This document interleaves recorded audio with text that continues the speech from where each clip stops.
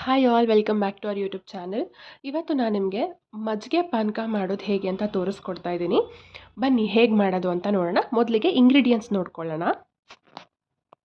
ಸಕ್ಕರೆ, black salt, ತುರಿದಿಟ್ಕೊಂಡಿರೋವಂಥ ಶುಂಠಿ, ಜೀರಿಗೆ ಪುಡಿ, ಅರ್ಧ ಗ್ಲಾಸ್ ಹುಳಿ ಇಲ್ಲದಿರೋವಂಥ ಮೊಸರು, ಹಾಗೆ ಅರ್ಧ ಗ್ಲಾಸ್ ಅನ್ನ ಬಸ್ಕೊಂಡಿರೋವಂಥ ಗಂಜಿ.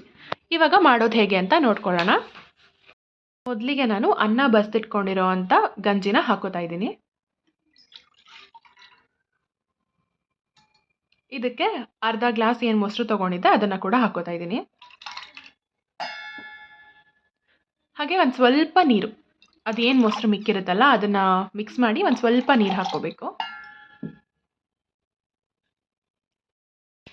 4 ಸ್ಪೂನ್ ಸಕ್ಕರೆ,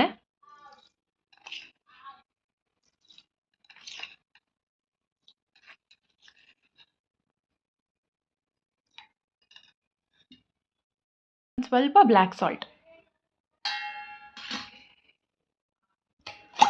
ಹಾಕಿ ಈ ರೀತಿ ಅದನ್ನು ಮಿಕ್ಸ್ ಮಾಡ್ಕೋಬೇಕು.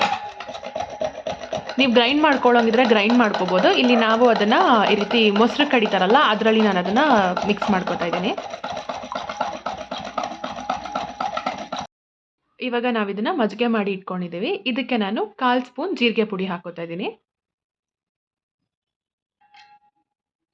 3/4 ಸ್ಪೂನು ತುರಿದಿಟ್ಕೊಂಡಿರೋ ಅಂಥ ಶುಂಠಿ,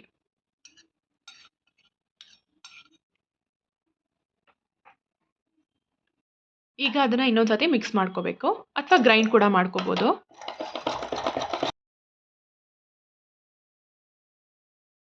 ಈಗ ಮಜ್ಜಿಗೆ ಪಾನಕ ರೆಡಿಯಾಗಿದೆ.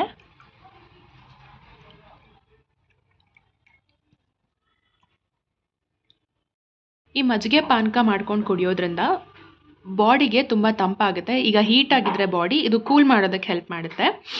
ಹಾಗೆ ಕೂದಲು ಉದುರ್ತಾ ಇದ್ದರೆ ಅದನ್ನು ಕೂಡ ಕಮ್ಮಿ ಮಾಡುತ್ತೆ. ಮತ್ತು ಹೆಣ್ಮಕ್ಳಿಗೆ ವೈಟ್ ಡಿಸ್ಚಾರ್ಜ್ ಆಗ್ತಿದ್ರೆ ಅದನ್ನು ಕೂಡ ಇದು ಹೋಗಲಾಡಿಸುತ್ತೆ. ಟ್ರೈ ಮಾಡಿ ಹಾಗೆ ಕಮೆಂಟಲ್ಲಿ ತಿಳಿಸಿ. ಈ ವಿಡಿಯೋ ನಿಮಗೆ ಇಷ್ಟ ಆಗಿದ್ರೆ ಪ್ಲೀಸ್ ಲೈಕ್ ಮಾಡಿ, ಶೇರ್ ಮಾಡಿ, ಸಬ್ಸ್ಕ್ರೈಬ್ ಮಾಡಿ, ಹಾಗೆ ಸಪೋರ್ಟ್ ಮಾಡ್ತಾಯಿರಿ. Thank you.